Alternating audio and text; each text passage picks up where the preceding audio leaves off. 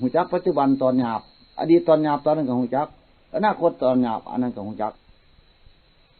หูจักปัจจุบันตอนกลางอดีตที่รู้มันล่วงมาแล้วที่อนาคตปัจจุบันมาถึงมันก็หูจักคือกันตอนละเอียดคืออย่างคือของพระอรหันต์ทุกคนก็ว่าพุทโธพุทโธแปลว่าผู้รู้พระโสดาบันผู้รู้พระสกทาคามีผู้รู้พระอนาคามีผู้รู้พระอรหันต์ผู้รู้พระปัจเจก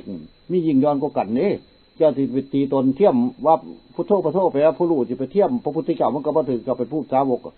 กสี่จำพวกกันสาวกสาวกกันนี่สาวิกาสาวกกันนี่พุทธสาวกกันนี่ปัจเจกสาวกกันนี่ฮะ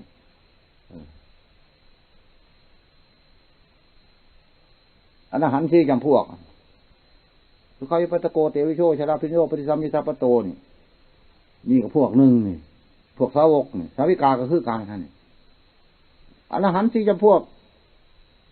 ที่มีสันวันณะนี่นะครับเนี่ยสมมาสัมพุทธะเป็นสันวันณะสันที่หนึ่งปัจเจกพุทธะเป็นสันวันณะที่สองสาวกพุทธะเป็นสันวันณะสันที่สามสาวิกาเป็นสันที่สี่